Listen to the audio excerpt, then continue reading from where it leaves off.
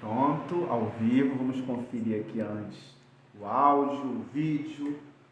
Boa noite, sejam todos bem-vindos. Bora conversar. Eu estou vindo aqui de uma trilogia de plantão médico, não é? Falando de assuntos ligados à saúde. Na próxima sexta-feira é celebrado o Dia Mundial do Coração. E aí vem as perguntas, né? O que você tem feito com o seu coração? Qual foi a última vez que você procurou um cardiologista? Será que o nosso coração ele apresenta algum sinal que alguma coisa não vai bem? Bom, são essas e outras questões, dúvidas que nós vamos tirar a partir de agora com um médico neurologista, o doutor Alexandro Galdino, que é do Rio Grande do Norte, da cidade chamada Mossoró. Você já escutou falar? De longe, hein? Doutor Alexandro, ele tem a formação médica pela Universidade Federal do Vale do São Francisco, pela mesma universidade também fez residência médica em clínica médica e em cardiologia. Então eu separei aqui algumas perguntas que eu coloquei na caixinha, então quem enviou fique muito à vontade e tranquilo, porque eu vou fazer essas perguntas para ele, e quem estiver acompanhando o nosso bate-papo também fique muito à vontade. Eu vou colocar ele aqui para dividir tela comigo. Eu vou pedir, doutor, para você me enviar aqui onde tem esse iconezinho aqui de câmera, você me envia a solicitação que eu te coloco aqui para dividir tela comigo. Quem vai assistir depois também esse bate-papo, fica aqui a dica para você cuidar do seu coração. Eu acho que quando eu estava estudando aqui para estar com ele, na semana passada, eu falei sobre AVC aqui, e veio vários insights de como a gente vai relaxando com a nossa saúde, né? O coração, ele também é primordial. Nós vamos falar sobre isso aqui. Espera aí que eu vou colocar aqui ele para dividir tela comigo. Vai entrar aí, vamos guardar. Demora um pouquinho. Internet. Ativou o vídeo. Espera aí. Vamos aguardar mais um pouquinho. Doutor Alexandro. Olá, Fábio. Eu não estou te vendo. Eu te vejo. E eu te vejo. Eu estou te escutando, mas não estou te vendo, doutor Alexandro. E Hum, agora? Aqui pra mim a tela já tá dividida já. Eu tô vendo você Está me aqui em vendo? cima, eu tô aqui embaixo. Então, bora conversar? Eu não estou te vendo aqui, eu só estou te escutando, mas eu acho que o nosso papo, ele é... Pede para alguém confirmar aqui no chat se tá dando pra ver os dois, aí a gente começa. A Mariana está dizendo que está vendo os dois. Então, o negócio é pessoal aqui, é comigo, que não está vendo. Se você está me vendo, se a galera que está aqui com a gente também está nos acompanhando bem, o áudio está bom, o vídeo está bom, vamos dar sequência? Então bora. Então vamos nessa. O que vai acontecer? Deve ser alguma falha do Instagram, mas quando a gente terminar, a Maria também está dizendo que está vendo os dois. Quando eu Perfeito. terminar de salvar, vai ficar dividido para todo mundo. É algum problema do ao vivo, que não quer que a gente converse ao vivo, mas nós vamos conversar. Bora. Vamos embora. Bora conversar Olha, então. vem cá, doutor Alexandre. Agora eu quero saber um pouquinho de você. Você sempre pensou em ser médico? E quando é que você decidiu seguir dentro da... vou ser cardiologista? Como é que isso aconteceu para você? Ah, tá, veja, Fábio. Primeiro, agradecer pelo convite, estar aqui, conversar com sua audiência, explicar para todo mundo sobre as doenças do coração e talvez principalmente sobre como preveni-las.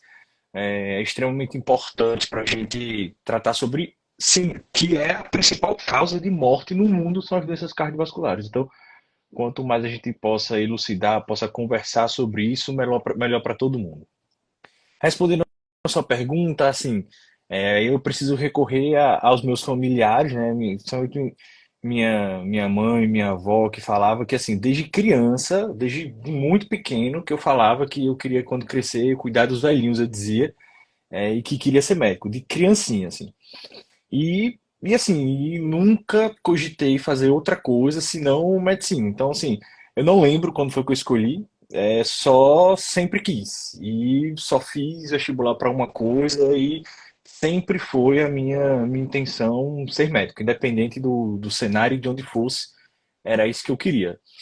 E aí, a cardiologia, assim, quando você entra na medicina, você começa vendo tudo. A gente vê primeiro a parte de anatomia, de fisiologia, que é como o corpo funciona, e a anatomia, como ele é formado. E aí a cardiologia já foi me fascinando, né? O funcionamento do sistema cardiovascular como um todo. E aí eu lembro, assim, eu estava no terceiro período da faculdade, né? A medicina são 12 períodos, eu estava no terceiro, ou seja, comecinho da faculdade. E aí um professor, que, assim, que não era meu professor à época, ele voltou dos Estados Unidos, ele estava fazendo doutorado lá, e perguntou para a esposa dele, que é cirurgião vascular, se ela indicava alguns alunos para fazer pesquisa com ele. Ele era cardiologista, estava chegando dos Estados Unidos, sempre envolvido com pesquisa, e aí ele pediu indicação à esposa dele e ela estava dando aula para minha turma nessa época. E aí ela me indicou, a mim e a outra colega, e aí nós começamos a pesquisa em cardiologia lá no terceiro período. E aí pronto, desde então eu fui sempre envolvido com a área da cardiologia, e aí é uma coisa que já me fascinava, virou minha paixão. E esse professor, que lá na época eu nem conhecia, tornou o meu chefe de residência, depois na época de cardiologia, ele era o chefe da residência de cardio, e aí ele ficou meu chefe, depois virou meu amigo pessoal, meu chefe da minha subespecialidade, que é tomografia cardíaca. Então, virou uma relação aí que já tem, sei lá, uns 10 anos aí. Tá certo. Olha, eu quero avisar quem está aqui acompanhando, se quiser fazer alguma pergunta para o doutor, fique muito à vontade. Se você mandar aqui nessa, tem um ponto de interrogação com uma bolinha. Se você mandar nesse ponto de interrogação, melhor, que aí eu coloco para dividir aqui, para aparecer tanto para todo mundo que está acompanhando, quanto também para o doutor aqui, Alexandre. Eu também separei algumas perguntas que eu recebi, eu coloquei uma caixinha, Alexandre, aqui no meu Instagram, e chegaram algumas perguntas que eu separei e vou fazer daqui a pouquinho para você. Mas quais são Boa. as doenças do coração? E se o brasileiro, dessa turma que você atende, que você acompanha, está cuidando mais, está cuidando melhor do coração ou não? A gente ainda segue sendo um pouco, digamos que, desleixado com o coração, doutor. Boa, assim, sempre que me perguntam isso, né, quais são as doenças do coração, eu costumo dizer assim, é impressionante como um órgão tão pequenininho, o coração tem mais ou menos o tamanho de um punho fechado, assim, ele pode ser tão rico em curiosidades e em formas de adoecer, por incrível que pareça. Então, dá para a gente dividir o coração em três formas onde a gente pode encontrar doenças, e cada grupo desses vai ter diversas doenças. Então a gente passaria a noite inteira conversando sobre todas elas, mas eu vou falar dos grandes grupos e das doenças mais conhecidas em cada um. Se nós falarmos acho que estamos ali para dividir em quatro. Se nós falarmos do músculo do coração, né, o coração é um grande órgão muscular. Nós temos as doenças que acometem o músculo cardíaco. A mais conhecida, sem sombra de dúvida, é a insuficiência cardíaca, né, que é quando o coração ele fica fraco e ele não consegue bombear esse sangue de forma correta. Se nós pegarmos agora a parte das válvulas do coração, né, nosso coração ele é dividido em quatro câmaras, em quatro cavidades, e para o sangue não se misturar entre elas, nós temos câmaras que funcionam como se fossem portinhas, que elas vão se abrindo e fechando para direcionar a passagem do sangue. Nós temos diversas doenças das válvulas do coração, e a causa mais comum no nosso país é a febre reumática, que causam as doenças das válvulas, que podem ser tanto estenoses das válvulas, elas têm dificuldade para abrir, quanto insuficiência das válvulas, elas têm dificuldades para fechar. Depois nós temos a parte da elétrica. O nosso coração ele tem a parte muscular, e para comandar como esse músculo contrai e relaxa, nós temos toda uma cerca de fios assim que comanda a parte elétrica do coração. Nós temos doenças aí. São as famosas arritmias e as bradiarritmias. Tanto as TAC, que faz o coração bater rápido demais, as TAC arritmias, como as bradiarritmias, que faz o coração bater devagar. E por último, nós podemos fazer dos vasos do coração. Tanto aqueles em que leva o sangue do coração para fora dele, para irrigar o restante do corpo inteiro, como a doença dos vasos que nutrem o próprio coração, que fazem com que ele funcione. E aí, a doença conhecida vai ser o infarto, que é uma doença no vaso que nutre o coração. E das doenças que saem do vaso, que saem do coração, talvez o aneurisma de aorta seja talvez o que a população tenha mais conhecimento, já escutou alguém que teve essa doença. Então, esses quatro grandes grupos, cada um vai ter uma série de doenças dentro de cada um deles, mas que nós temos como prevenir e tratar cada grupo desses, né? O infarto ele é muito conhecido, né? De muita gente aqui, acredito eu, né? Quais são os fatores que podem levar uma pessoa a ter um infarto?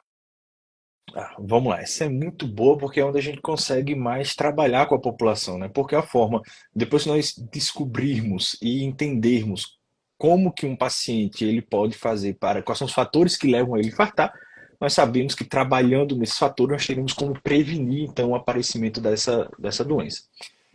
Hoje em dia nós temos um conceito muito mais estabelecido na medicina que é uma coisa chamada epigenética. O que seria isso? Nós temos dois componentes, que é o que a gente herda, é o nosso DNA, o nosso componente genético, e o que a gente faz depois que a gente nasceu com esse código genético, o que a gente faz no nosso dia a dia e que interfere no nosso saúde. Né? Então, as doenças do coração vai ser a combinação disso, que é a epigenética. Né? São os fatores ambientais em cima do nosso código genético. Então, primeira coisa é que nós podemos herdar dos nossos familiares uma predisposição maior ou menor às doenças do coração, ao infarto, dentre outras. Somado a isso, agora nós temos os fatores ambientais. Esse primeiro são fatores não modificáveis. Então eu não tenho como mudar o meu código genético, por enquanto, né? A ciência está avançando, tentando mexer nisso, mas até então nós não temos como fazer isso. Nós temos com um código genético e vamos expressar ele ao longo da nossa vida. O segundo são os fatores modificáveis. Aí, esse sim, esse nós temos como mudar. Então, o que seria? Primeiro, alimentação, atividade física, hábitos em relação a tabagismo e os controles dos fatores de risco, obesidade, hipertensão, diabetes.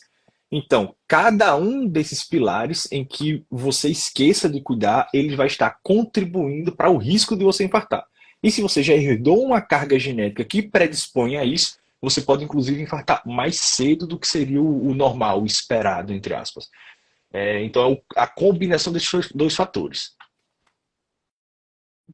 Quando a gente fala aí, quando você citou aí de infartar mais cedo, a gente tem escutado muito, eu não sei se sempre isso aconteceu, mas eu acho que agora tem eu acho que mais informações, não sei, é, esse, uma pessoa mais nova, ela pode infartar tão quanto uma pessoa mais velha, Alexandre? Muito boa. Veja, Fábio, obviamente o risco cardiovascular, que é a probabilidade de uma pessoa ter uma doença do sistema cardiovascular, ela vai aumentando conforme a idade. Só que o que é que nós temos visto nos últimos anos, principalmente nessa última década? Que os pacientes mais jovens, eles estão com essa parte dos fatores de risco modificáveis. Eles estão piorando tanto os seus hábitos de vida, a sua alimentação, os vícios, que as doenças que eram esperadas para acontecer em pessoas mais velhas, elas estão começando a acontecer numa maior em pacientes mais jovens. Então, se você pegar um paciente de 30 anos, 40 anos e um de 60, 70, esse de 60, 70, só pela idade, tem mais risco de infartar do que esse de 30, 40. Só que uma pessoa de 35, 40 anos, obeso, já diabético, que fuma, que bebe diariamente, que não cuida da alimentação, da alimentação rica em carboidrato, rico em gordura, com certeza aí se tem uma chance maior de infartar do que uma pessoa de 60, 70 anos que tem peso ideal, que nunca fumou, que pratica atividade física regular, que tem uma alimentação balanceada, entendeu? Então a gente está começando a ver, devido aos hábitos de vida, isso acontecer cada vez mais cedo, né? A dieta, e aí assim, a gente acaba sempre a conhecer, é um parente, é um amigo, tem uma dieta assim horrorosa, né? Come só enlatado, aquelas comidas industrializadas. Tudo isso contribui para ter aí um coração que mais à frente vai dar problema em algum momento. Com certeza, porque veja, você falou um termo que só daí a gente poderia passar assim meia hora conversando, que são com relação aos embutidos, aos enlatados, aos industrializados, porque esses alimentos eles carregam dentro de si uma grande quantidade de sódio, por exemplo, que é o principal componente do sal. Então, às vezes a gente pergunta para o paciente, ó, você come, sua comida é muito carregada em... Obviamente a gente não usa o termo sódio porque o paciente não vai saber, né? Então a gente usa o termo sal.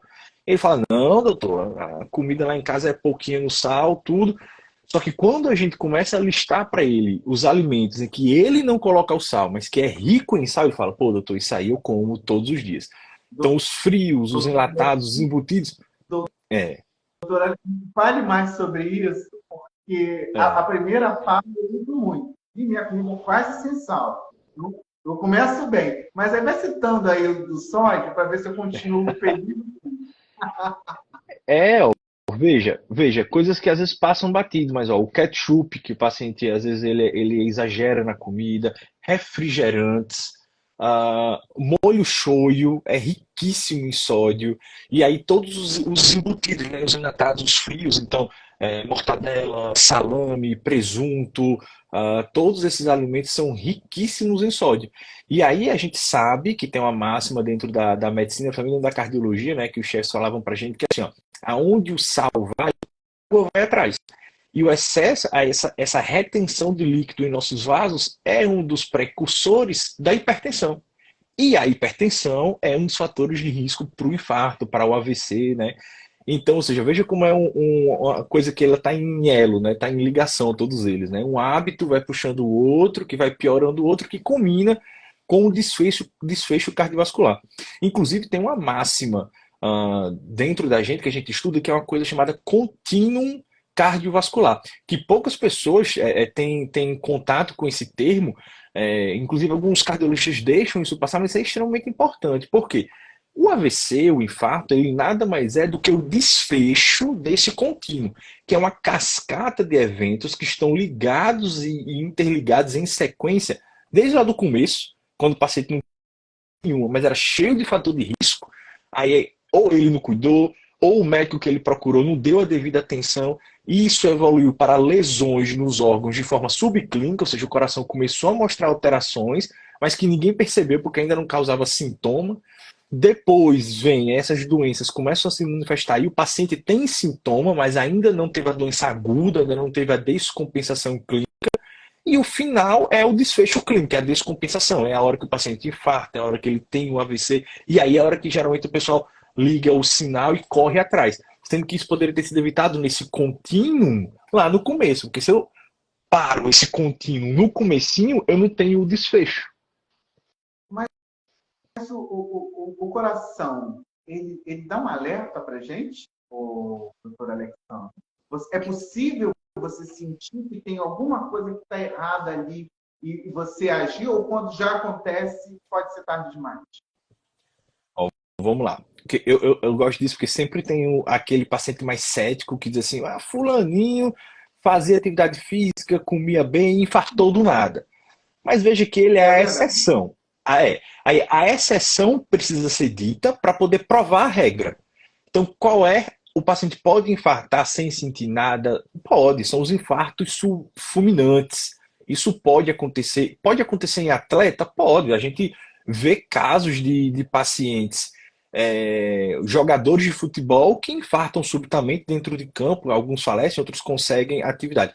Mas isso é exceção, é raro. Geralmente esse paciente tem uma doença genética que ele herdou e isso traz a ele às vezes a doença no músculo. A principal causa de morte súbita em pacientes jovens é a cardiomiopatia hipertrófica. Não tem nada a ver com veia entupida no coração. É o músculo dele que é gerador de arritmia maligna e o paciente morre. Então veja que essa é a exceção. Qual é a regra? É o paciente estar dentro desse contínuo. É ele começar com fator de risco, ter a manifestação subclínica, ter a doença manifesta através de sintomas, que eu explico já quais seriam, e depois o desfecho. Veja então que se é um contínuo, se eu deixo para agir quando ele já está tendo sintomas, eu já perdi uma longa estrada que eu poderia ter agido. E às vezes eu estou correndo atrás de apagar a fumaça. Mas eu tenho como agir ainda. E quais seriam os sintomas? Então, veja, primeira coisa, o paciente ele começa a perceber que para o mesmo esforço que antes ele fazia sem problema nenhum, agora ele já começa a cansar, a ter uma falta de fôlego, ele já não tem mais a mesma disposição para realizar aquela atividade física. Pode ser uma coisa simples, eu moro no primeiro andar, subi a escada Mas até a minha. isso, mas isso não pode ser em virtude do sedentarismo, ele não faz atividade nenhuma, fica só come, senta para ver televisão. Aí, de repente, precisa subir um lance de escada, claro que não vai aguentar, não é isso? Mas veja que o sedentarismo é um fator de risco para as doenças cardiovasculares. Então, ao mesmo tempo que ele pode ser o causador de sintoma, ele pode ser o fator de risco para a doença cardiovascular. Mas veja, Entendi. entenda que Tá. assim, ó, eu dei o exemplo justamente de uma atividade física que o paciente ele era habituado a fazer. Então era uma coisa assim, ó, Ah, é o primeiro andar da minha casa. Então todos os dias eu faço isso. Eu posso não botar um tênis e caminhar, que é o ideal, fazer uma atividade física como esporte. Mas sim. esse esforço de subir todo dia a escada do meu apartamento, eu sou habituado a fazer. E aí, se antes eu subia e não sentia nada, e agora, para eu subir, eu chego lá em cima cansado, opa, talvez tenha alguma coisa aí além da ansiedade, do sedentarismo. Outra coisa, dor no peito. Antes eu fazia esse mesmo esforço e não sentia nada. Agora, uma queimação aqui espalhada no meu peito, ou toda vez que eu vou fazer um esforço agora aperta a minha mandíbula aqui, como se tivesse alguém me enforcando, ou eu começo a sentir algo estranho irradiando pelo meu braço. Tudo isso são indícios que ele pode estar com algum problema.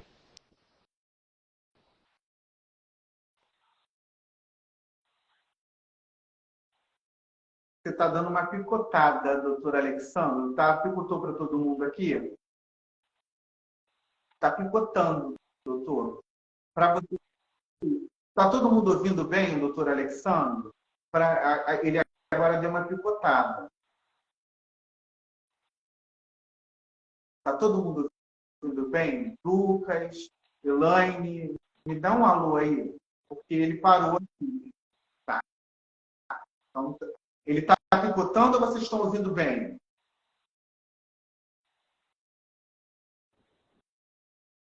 Doutor Alexandre, pode continuar então, por favor.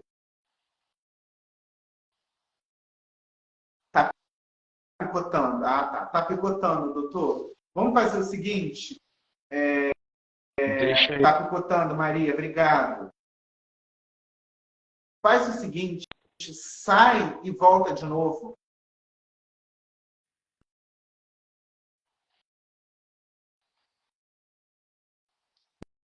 Deixa eu ver se agora melhorou. Eu troquei a rede aqui da internet. Agora melhorou. Eu estou te ouvindo bem. Está todo mundo ouvindo bem, doutor? Maria, agora melhorou, não foi? Ele acabou de dizer aqui que mudou a rede lá. Confirma aqui para a gente. Eu estou ouvindo bem agora. Melhorou. Melhorou. Então, pode continuar, meu querido, por favor.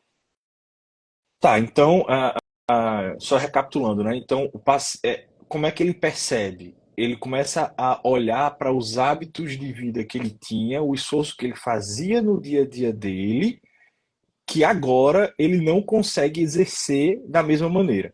Ou porque ele sente uma dor no peito, ou porque ele sente uma falta de ar, ou porque essa dor não é no peito, mas ela aperta a mandíbula como se ele estivesse sendo enforcado, ou começa uma sensação de dormência ou mal-estar no braço quando ele vai fazer algum isso, que é quando ele para, melhora, né?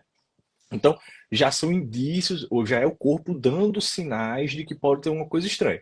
Outras, desmaios, o paciente está desmaiando, pode ser problema de vaso entupido no coração, né? A coronária obstruída.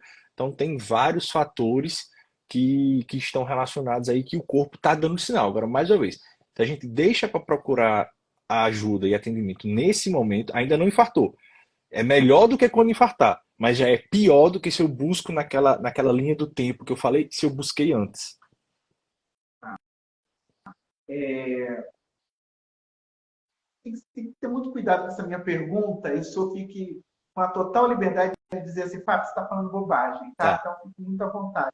É, o brasileiro também é muito conhecido pela automedicação, né? Ele, estou com uma dorzinha aqui, vou tomar, toma esse remédio. Eu tenho uma amiga, então, que ela se auto-intitula médica. É dessas assim, não, tá, deu dor de cabeça, toma isso aqui, febre, é isso aqui. Ela não te É. dá esse. Qual é o perigo para o coração para essas pessoas que fazem a automedicação? É enorme, Fábio. Isso aí não é besteira, não. Você falou uma coisa que a gente vê no dia a dia. Eu atendi hoje, assim. Antes de vir para cá, eu estava no consultório, o paciente disse assim, ó, eu sinto uma dor no peito quando eu estou no trabalho. Veja, a dor dele nem tinha característica de ser do coração, sabe? De ser de vaso entupido. Porque ele dizia que quando ele apertava assim com a mão, a dor doía. Ele girava assim com as costas, piorava a dor. Ele trabalhava com coisas muito pesadas. Então, fazendo o exame físico e pela história, parecia até que a dor dele poderia ser uma hérnia, por exemplo, uma hérnia lombar, alguma coisa do gênero, uma hérnia de disco. Mas, veja o que ele dizia: quando eu estou sentindo a dor, aí eu tomo um remédio da pressão para poder ir melhorando. Então veja como não tem, mesmo que a dor fosse do coração, olha o perigo que esse paciente está correndo. Porque ele começa a tomar medicação de pressão a mais do que o que precisa, ele pode ter essa pressão dele baixar demais. E veja, o vaso, vamos supor, não, provavelmente eu pedi os exames para investigar, mas provavelmente não é o caso dele. Mas se fosse, se esse paciente tivesse, a gente tivesse diante do paciente com o vaso entupido no coração, só raciocine comigo. Se está entupido, já tem dificuldade desse sangue passar. Se eu Sim. baixo demais, mais do que o necessário, a pressão desse paciente, aí é que o sangue vai ter dificuldade para passar. Porque sem pressão para vencer aquela obstrução, aí é que é pior. E aí esse paciente, achando que está fazendo bem, aí a pressão dele pode cair de vez e ele tem um problema bem mais grave. Outra coisa muito comum é a gente escutar assim, ó, meu pai, ou meu avô, ou meu vizinho infartou. Depois que ele infartou, o médico passou AS para ele.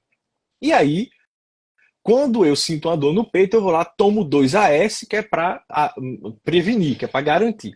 Isso não existe, né? A AS ele tem as indicações dele, e a gente sabe que quando mal utilizado, é desproporcional o risco que ele causa de sangrar frente à probabilidade dele prevenir o infarto. Então não é a AS à torta direita, a gente já sabe dentro da cardiologia, já é provado que não é assim, não é só sair dando AS que vai prevenir infartar. Quem toma AS sem necessidade tem mais chance de sangrar do que de evitar o infarto. Como é que isso tudo que você está falando aí, né? Eu cresci, né? Hoje eu estou com 40 anos, escutando essa história que está sentindo isso, toma esse remédio tal. Está sentindo aqui, a automedicação meio que veio se perpetuando e esse conceito ele precisa mudar. Tudo isso que você Exatamente. muito importante, fundamental. Eu vou começar aqui a fazer as perguntas. Eu vou só antes de você perguntar, Fábio, deixa eu só dar um exemplo. Assim, quando eu estava na residência de clínica, só para você ver como é grave, eu já peguei paciente que foi parar em diálise, na diálise, perdeu o funcionamento dos rins porque estava tomando remédio automedicado. Então, toda vez que ele sentia uma dor, ele tomava, sei lá, Tandem, Tandilax, não tenho nenhuma relação com as marcas aqui, mas são medicações anti-inflamatórias. E aí, de tanto ele tomar anti-inflamatório, ele perdeu a função dos rins, estava em diálise, por uso de anti-inflamatório automedicado. Então você perceba a gravidade.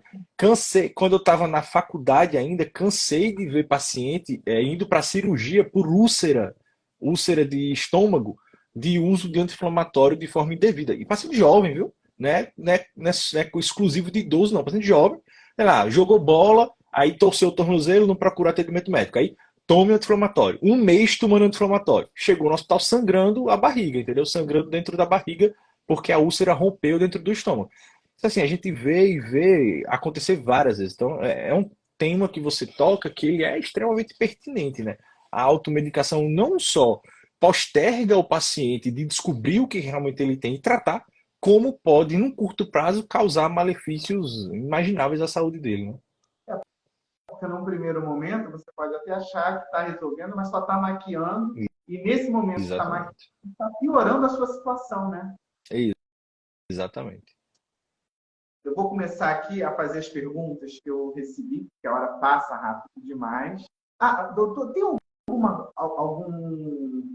algum tema, algum paciente que tenha te marcado?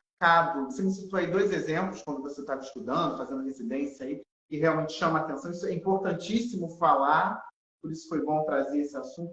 Que te marcou e por quê? Que te chamou a atenção, dizer, Nossa, caramba, tem tem. que fazer isso e estou vendo. Como é que pode? Assim, é um privilégio para a gente, Fábio, tratar com vidas, né? Porque a gente percebe que às vezes o que a gente estudou pode mudar a história não só de uma pessoa, né? De uma família inteira. Então, assim, teve um caso assim que me marcou que assim, eu fiz toda a minha formação lá em Petrolina, né? Eu sou de Mossoró, no Rio Grande do Norte, ali entre Natal e Fortaleza, mais para o pessoal se situar. E eu fui fazer a minha formação médica lá em Petrolina, Pernambuco, divisa com Juazeiro da Bahia, né? Que tem aquela música Eu amo Petrolina e adoro Juazeiro, enfim, ficar ali na pontezinha do Rio São Francisco. É ali que eu fiz, né? Longe da minha casa. Fiquei 12 anos lá. E mesmo hoje, já tendo voltado, essa família interage comigo no Instagram, manda mensagem pelo WhatsApp, fala comigo, tá? Porque foi o que marcou. O paciente, ele tinha uma doença hematológica, não era da cardiologia, era hematológica, né? Era uma espécie de câncer no sangue. Aí ele deu entrada no hospital e ele estava sendo conduzido como um paciente que tinha infartado até a gente parar, sentar, conversar com o paciente, não era, porque ele vinha só assim, olhava para o exame, realmente, os exames dele não restava dúvida que ele tinha infartado. Só que quando você começava a conversar com o paciente, sentei, parei, fiquei ali mais de 40 minutos conversando com ele, com a família, entendendo como é que ele tem chegado até ali, e ele começou a contar coisas que não era comum de um paciente infartado. Aí começa a revisar os exames dele com uma outra perspectiva, e aí a gente diagnosticou, né, que ele tem uma doença chamada policitemia vera, né, quando o paciente ele tem uma doença que ele perde o controle sobre a produção de sangue, produz sangue demais. E na verdade o vaso dele obstruiu não porque entupiu de placa de gordura, mas porque tinha tanto sangue grosso dentro do vaso que o sangue não conseguia fluir, ele teve uma dor no peito, chegou como se tivesse sido infartado. Aí a gente conseguiu tratar ele, hoje em dia ele tá lá, tá bem, tá tratando o câncer, né? A gente tratou em conjunto com o pessoal da hematologia, né? Ele começou o tratamento e hoje ele tá bem melhor, e a família. Aí depois a mãe dele passou por mim, filha, tá, virei o médico da família dele. Mas assim, é uma coisa que marcou até hoje, ela manda mensagem e tal. Isso é muito bacana, né? São as coisas positivas da profissão, né? Com Você certeza. cuidar da família, né? É um médico, ele tem esse lugar, né? Ele é um que está doente, mas você cuida da família, porque é lindo Uhum. isso. A Damiana perguntou o seguinte: eu vou começar aqui a fazer as perguntas que eu Tá? recebi, tá, Michel? E se alguém tiver que está acompanhando a gente, quiser ainda fazer algum comentário, alguma pergunta, aproveitem. Está acabando, a hora passa rápido. A Damiana ela perguntou o seguinte: qual é o peso da dieta no risco dos problemas cardíacos? Ela não, eu acho que ela está querendo dizer o seguinte, né? Se a pessoa ela A já tem, influência, né? quais, quais são esse peso? Qual é o peso? É, eu tenho até que falar bem, né? Porque minha irmã é nutricionista, né? Se eu não falo da alimentação puxando a sardinha aqui, ela puxa minha orelha mais tarde. Ó, Mas não, mais brincadeira, assim, brincadeiras à parte, são duas áreas que conversam demais, né? Porque, veja, não é só aquele prato de comida que está diante do paciente. A gente já conversou aqui sobre os alimentos que são ricos em sal, o sal aumenta a pressão vai causar várias doenças no coração, né? Em todas as áreas possíveis, a pressão muito alta descontrolada causa isso. Mas não só isso diretamente. Veja, Damiana, não foi? Damiana.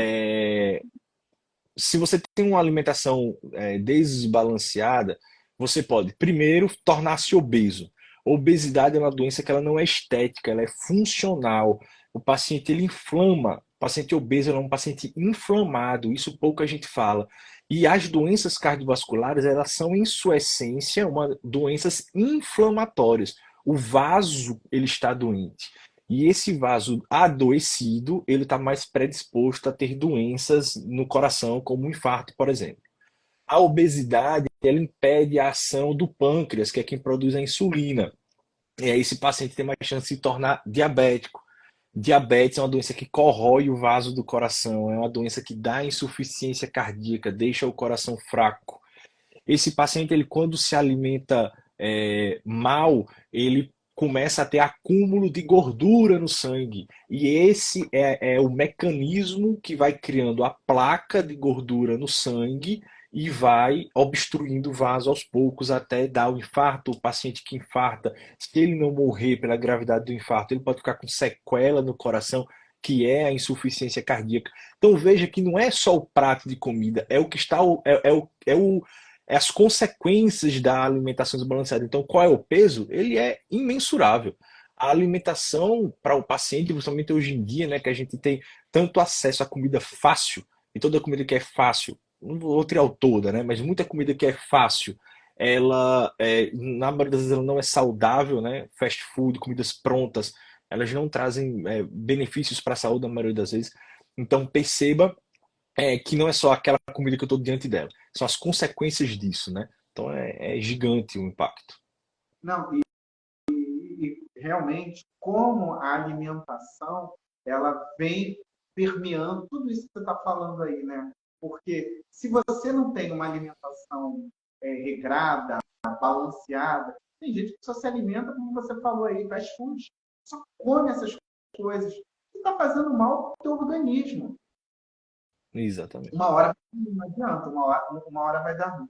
É porque eu não vou lembrar que o nome que ela teve foi uma vizinha minha, ela já era uma senhorinha, tinha 63 anos, ela infartou e ela tinha um problema no coração e eu não, faz muito tempo, uns 20 anos isso, doutor, eu não vou lembrar o que foi, mas o que me chamou muita atenção é que ela só durou uma semana, ela fez uma cirurgia e tal, só que pode isso, se eu estiver falando Não, uma besteira também, não de pode. novo, ela falou que nesse período que ela ficou, né, ainda, ela foi para casa, os médicos falaram, olha, não tem mais o que fazer.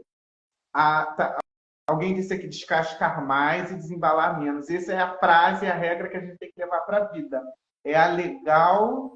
Não, é a Legaldino, sua irmã. É a nutricionista aí, ó. Tá assistindo a gente e já mandou o recado. Um beijo, viu? Vamos gravar isso, Alê. Pode deixar que nós vamos gravar isso que é para ver. Ela só tinha parte do coração, a outra já não estava mais funcionando. É possível isso? Ah, vamos assim, só para você ter noção, assim, ó, tem doenças no coração que elas têm um prognóstico pior do que muito câncer, tá? O pessoal tem, às vezes tem muito medo de câncer, mas dependendo do grau de acometimento e da hora que você busca tratamento para doenças do coração, elas podem ter uma sobrevida pior do que o câncer. Então, tem muito filme que quer ser sensacionalista e falar, eu tô com câncer, você tem 3 meses de vida, você tem 6 meses de vida. Tem doenças dentro da cardiologia que o prognóstico é pior, são semanas, são poucos meses também, entendeu? Então, assim, Essa minha vizinha, doutor, ela durou uma semana depois que ela fez a cirurgia. pois é. Os Então, médicos já, veja, é, enfim, pode falar. provavelmente o que foi que aconteceu? Depois do infarto, ela ficou com uma fibrose, que é uma área sem funcionamento do coração muito grande. E fibrose é como uma cicatriz, ela não tem funcionamento mais, não é mais funcional. Então imagine, o coração ele é um músculo, e se você está com a fibrose ali, 50% do seu músculo não funciona. Então entra 100 ml de sangue no seu coração e só sai 20, 15, ou Uhum. seja, o coração ele quase não bate, né? Ele fica só ali agonizando, né? E aí a gente teve um famoso recente que estava com essa doença, né? Que é o Faustão. Ele estava com insuficiência cardíaca e teve que transplantar o coração. Então veja que não é uma doença exclusiva de pobre, não é uma doença exclusiva de rico, de branco, de negro, é uma doença que está aí na nossa população e que a gente tem que alertar e tratar e cuidar. Outra pergunta. Também está falando. Não, essa é boa também, é da Hum, Silvia. Qual é o peso do diabetes nos problemas cardíacos? nossa, essa daí.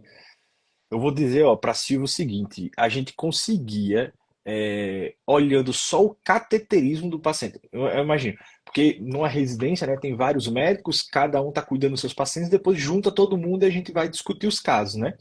Então, às vezes, eu colocava a imagem do cateterismo, né? Então, eu pego a imagem do meu cateterismo, exponho e os outros médicos vão opinar, vão dar a opinião dele. A gente vendo a imagem do cateterismo do paciente que a gente não conhece, a gente diz assim, ó, esse paciente provavelmente ele é diabético. Porque o impacto, só para vocês terem, para eu ilustrar o impacto, a gente via o efeito do diabetes no vaso do coração. Porque o diabetes, ele é uma doença, eu explico para o paciente assim, ó, diabetes é uma doença que corrói nervo. Então, por isso aquela história de um paciente que tem diabetes, ele começa a ter ferida na perna e nem percebe. É verdade, porque o nervo vai ficando corroído e às vezes entra uma pedrinha no sapato dele, ele não sente porque a inervação está comprometida. Isso gera uma ferida, essa ferida vai abrindo e aí depois tem que cortar um dedo, tem que cortar um pé, cortar uma perna. Corrói vaso, e aí vaso de vários locais. Vaso da perna, por isso que a feridinha lá que abriu não cicatriza. Vaso do olho, por isso que paciente diabético tem tanto problema de visão e vários ficam cegos, né? E vaso da onde mais? Do coração. Do rim, paciente entre diálise, e do coração. Ele infarta, e quando ele infarta, ele tende a ser mais grave. Quando ele infarta, só o fato de ser diabético já conta ponto para a gente indicar cirurgia cardíaca para esse paciente em determinadas situações. Então, o impacto ele é gigantesco. Além do que, diabetes também é uma doença inflamatória. Então, veja, a obesidade já é, e é diabetes também. E vaso inflamado é vaso doente, é vaso predisposto a ter doença grave. Caramba. Bom, eu preciso falar aqui que tem uma pessoa importantíssima aqui na história desse projeto, doutor, que é a minha querida jornalista, Mona Dor, que foi uma das primeiras, que foi a primeira, né, Mona, que participou aqui comigo quando eu iniciei essa série de lives, que foi após uma crise de ansiedade que eu tive, doutor, Hum, no início da pandemia.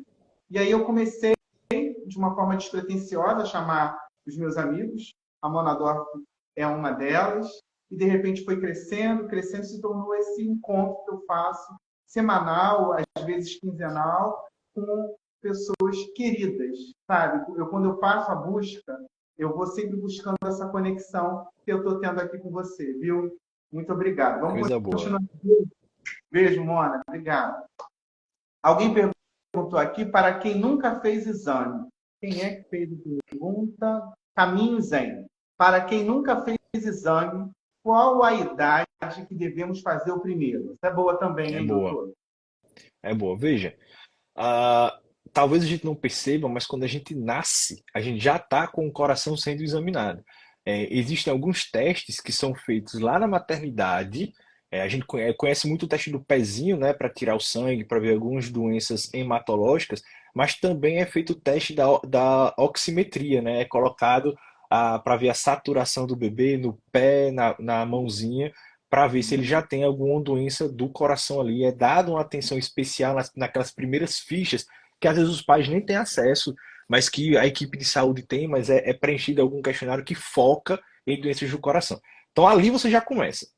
Depois vem a puericultura. Durante a puericultura, os pediatras e a equipe da atenção primária eles têm tabelas de acordo com a idade e de acordo com o sexo do paciente, a periodicidade que ele tem que aferir a pressão dessa criança.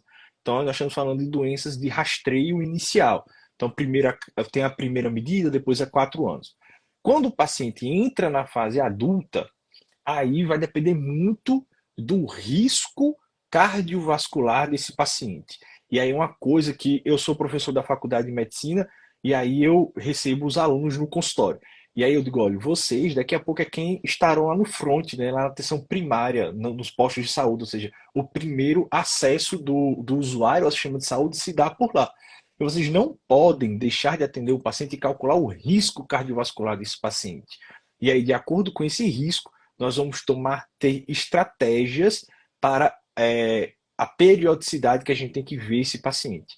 Mas eu diria, fazer a puericultura da criança, porque vai ser aferido isso, entrou na fase adulta, faz uma primeira avaliação cardiovascular, estabelece-se o risco cardiovascular, e daí então o cardiologista ele vai direcionando se é uma vez por ano, uma vez a cada 2 anos, de acordo com o risco desse paciente. O que não pode, às vezes, eu tô aos 40 anos, é a primeira vez que eu tô indo ao cardiologista. Isso aí não pode, né? Você já pode estar Opa, naquela fase do contínuo lá na frente.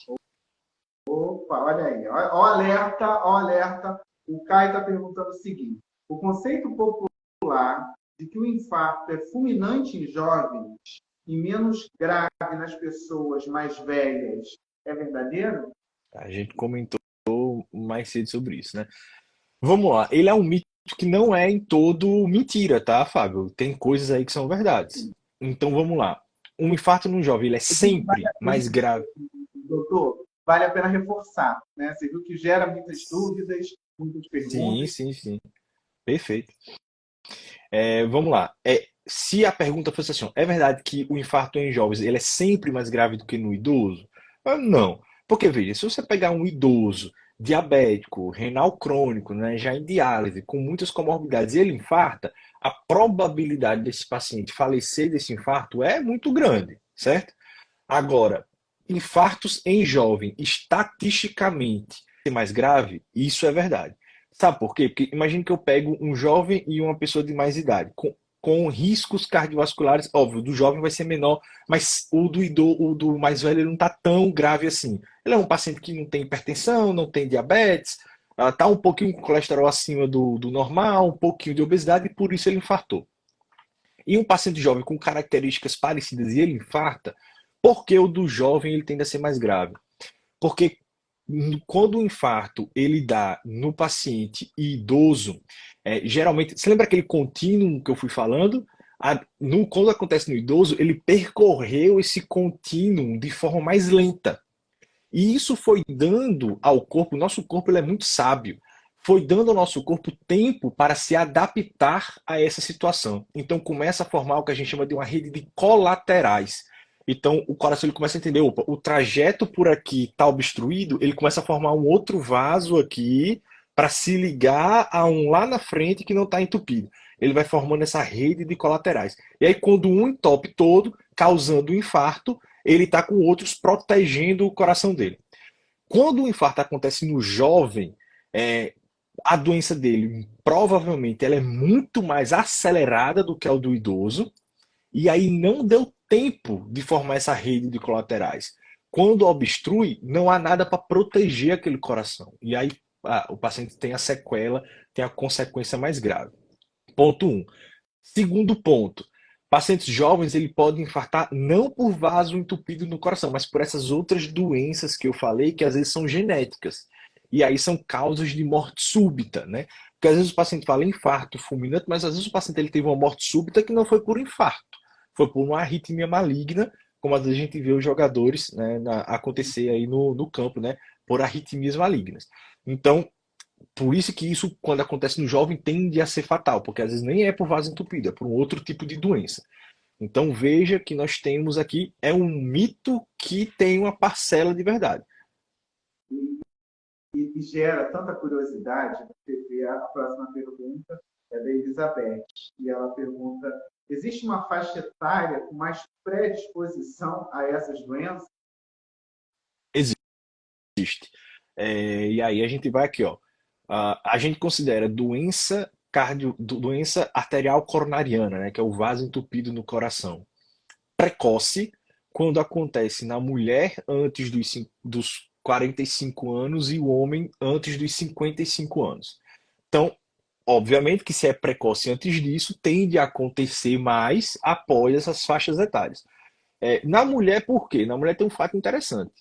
A mulher, enquanto ela está no período fértil, enquanto ela tem produção ovariana, ela está sob proteção dos hormônios que são produzidos pelo ovário, como por exemplo o estrogênio.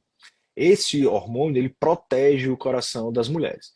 Quando ela entra na fase da menopausa, né, quando ela para a sua produção folicular, os hormônios cedem, ela começa a ter um risco cardiovascular igual ao do homem. Ele perde essa proteção e aí ela tende a ter doenças maiores no coração. Então é mais ou menos isso. Então, a partir dos 45 e dos 55 anos, em torno dessa faixa etária, é onde as doenças do coração. E isso lembra todos aqueles grupos que eu falei. Eu estou falando de um grupo deles, que são as doenças dos vasos do coração. Mas se nós formos falar das outras doenças, aí cada grupo daqueles vai ter uma peculiaridade, né, de faixa etária que vai acontecer, né? Mas como o grande tema, porque a principal causa de morte no mundo inteiro, a gente foca mais nas estatísticas de infarto, de vaso entupido no coração, né? Fábio está perguntando, esse Fábio não sou eu não, tá? Mas ele fez a pergunta dele. O estresse também é indicado como um dos fatores responsáveis pelo infarto? É muito boa, talvez porque seja o mal do século, Fábio, sabe?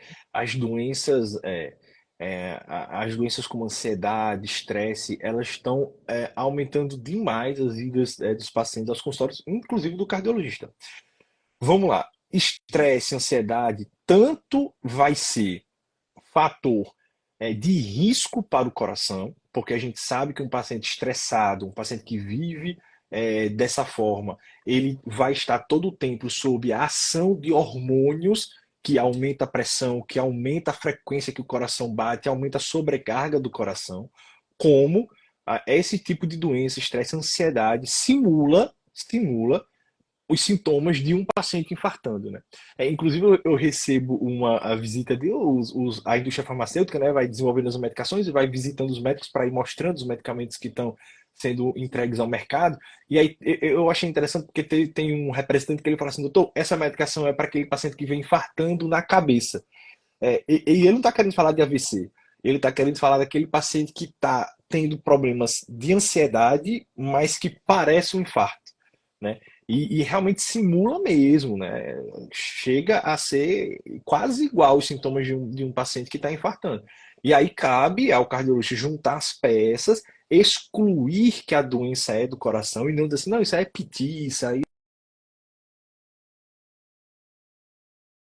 Doutor, excluir as doenças do coração, o que é extremamente importante, sabe, Fábio? você deu uma sumida, sua voz, e você voltou. No finalzinho eu Opa. não escutei. Não sei se o pessoal aqui escutou, mas eu não escutei. Tá, então, foi dizendo assim que as doenças de ansiedade podem simular muito um infarto do paciente, né? E cabe ao cardiologista excluir que esse sintoma do paciente vem do coração antes de taxar que esse paciente é só ansiedade ou que tá aqui um calmante e esquece de excluir que isso vem do coração. Tá Entendeu? certo. Chegou uma pergunta aqui da nossa audiência, quem está aqui acompanhando o nosso bate-papo ao vivo. A Gioneide, se eu falei o nome certo ou errado, você me corrige aí, me dá uma chamada, hein, Gioneide? Oi, boa noite. Tenho válvula mitra. É perigoso? Não sei se eu falei o nome Tá, certo da eu, válvula. eu entendi, eu entendi. É porque assim, deixa eu tentar ver se eu consigo ajudar a Juliana. Talvez ela tenha, ou ela tenha alguma doença na válvula mitral, né? Que é uma das Mitral. principais válvulas do nosso coração, e ela está perguntando se é perigoso. Tá. Veja, depende demais do grau de acometimento dessa válvula mitral, do quanto essa válvula mitral foi acometida. Existem alterações que você nasceu com ela, às vezes um prolapso de válvula mitral, ela só é um pouquinho maior do que o que deveria, e quando ela fecha, porque a nossa válvula mitral ela fecha assim, e aí quando ela fecha, ela escapa um pouquinho assim, porque ela é grande demais, aí o sangue reflui aqui. O nome disso é insuficiência mitral. Só que se for leve, você vai acompanhando o paciente e não tem problema nenhum. Agora eu já vou dar um exemplo contrário. Lá quando a pessoa é criança, tem várias infecções de garganta por uma bactéria específica, não é tratada adequadamente, o que a gente vê demais, cardiologista tem medo de paciente que tem doença de garganta criança e não toma bezetacil, né? Às vezes fica tratando com outros tipos de medicação. Por quê? Se você não erradica essa bactéria, o corpo, na hora de atacar essa bactéria, ataca quem? A válvula do coração. E aí pode dar uma doença chamada estenose mitral. E a estenose mitral de causa reumática, ela inclusive é uma das principais indicações de cirurgia de troca de válvula, né? Então perceba que pode ser desde uma coisa fisiológica, você nasceu com isso, não vai trazer complicações para você, até uma situação que precisa fazer cirurgia cardíaca para trocar essa válvula. Então perceba que depende muito da causa e da gravidade que essa válvula foi acometida, né? Tá certo. A E aí Camila, teve um outro aqui só, Fábio, foi Rita de Pádua. Ela falou aqui que ela saiu hoje o resultado do diabetes dela e deu 147. Só alertar aqui, ó. Se esse exame foi feito em jejum, provavelmente ela está falando da glicemia. Se esse exame foi feito em jejum, o ponto de corte para diagnóstico de diabetes é 126. Então, se essa paciente, ela já isso aqui é uma glicemia de jejum tá. e já está 147, é um sinal laranja para procurar urgentemente um médico para poder confirmar esse diagnóstico de diabetes e começar o tratamento o quanto antes. Aí, tá vendo? Tá dado o recado, hein, Rita? Camila Zen, essa é a nossa última pergunta. Ó, o tempo passou rapidinho. Ela faz a seguinte, apresenta aqui para a gente a seguinte pergunta. As veias do corpo, principal nas pernas, que está saltada, é arriscado para o vaso do coração? Vamos lá, depende muito, porque assim, quando a gente fala de veia, esse vaso, né, da perna, nós temos o sistema venoso, que carrega o sangue desoxigenado, né, o que está voltando para o coração, e o arterial, que está levando o sangue para a perna. Então veja, se o que está com doença é o arterial, é o que está levando o sangue, preocupa o coração sim, porque é um sistema sanguíneo só.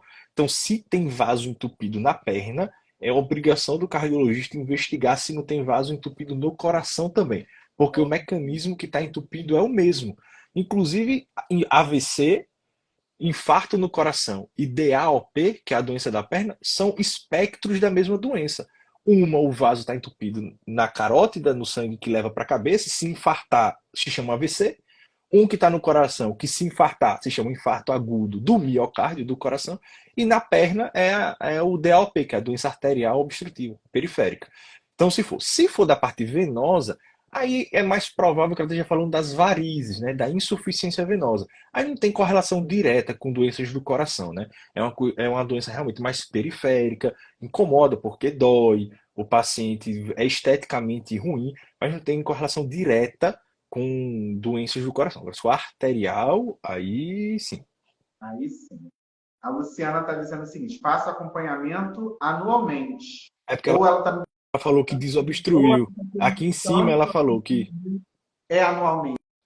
E eu não entendi, Não, não, Luciana. é Faça porque ela comentou aqui em cima, Fábio. Ela disse que fez a desobstrução da válvula mitral e fez cirurgia há 26 anos. entendi. E Muito aí bem, agora ela Luciana. faz acompanhamento anual. É exatamente A isso, né? Provavelmente. fala. Não entendi, cortou aqui. Você ia falar provavelmente.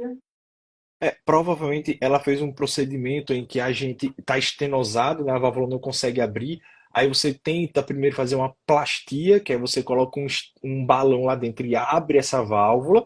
Só que isso é um tratamento para postergar a cirurgia, operar o mais tardiamente possível nessa situação, né? Você vai acompanhando e tal. Chegou uma hora que foi indicada a cirurgia para ela e teve que abrir o peito e trocar a válvula. Porque agora você tem um corpo estranho lá dentro do seu coração, né? E aí você pode colocar ou material biológico. O grande problema é que o material biológico ele desgasta com o tempo, então daqui a pouco ela vai ter que fazer cirurgia de novo para trocar essa válvula, ou material metálico. E é o ruim do material metálico é que pode trombosar. Ela vai ter que tomar remédio para afinar o sangue pelo resto da vida. Então veja que o acompanhamento tem que ser realmente sério e o paciente não pode deixar de tomar os remédios nem acompanhar com o seu cardiologista. Tá certo. A Rita disse que. A Rita de Pádua, que falou com a gente agora há pouco, ela Sim. disse que receitou glifagem, não sei se esse é o nome mesmo do remédio, se eu estou pronunciando certo, É. e alopurinol. Então foi isso. É isso. Confirmou o diagnóstico do diabetes e iniciou o Glifage, que é o nome comercial da metformina, é uma das medicações de primeira escolha para o tratamento do diabetes, e o allopurinol, que é uma medicação para reduzir ácido úrico, né? Que ela falou que o ácido úrico dela estava alto também. Agora veja, ela está dando vários indícios que talvez a alimentação dela não esteja regulada, né? Porque ela está com ácido úrico elevado, ela está com diabetes, que é uma doença que teve um componente alimentar importante, né? Então talvez não seja só alimento. A base tem que ter o remédio, ou, perdão, talvez não seja só medicamento o tratamento dela. Tem que ter o medicamento para poder controlar, mas a base é o que a gente chama de MEV, MEV, mudança de estilo de vida, que passa pela mudança de alimentação, de cessação de vícios, então tabagismo e álcool e atividade física. Alimentação, parar os vícios e atividade física. Junção desses três é o pilar. Quem vem em cima desse pilar, dessa base, as medicações. Tomar só as medicações sem a base é uma casa com telhado sem parede. Uma hora não se sustenta em pé, tá? Então tem que ter a combinação dos dois. Doutor Alexandro, como te agradecer? Como é que você. A prova maior do nosso papo foi bacana, que foi legal. A hora passou aqui, 9 da noite. Muito obrigado. Você esclareceu, você tirou dúvida, e tudo da forma assim. Não falou daquela linguagem que só médico entende. Eu acho que todo mundo aqui que acompanhou entendeu, aprendeu um bocadinho.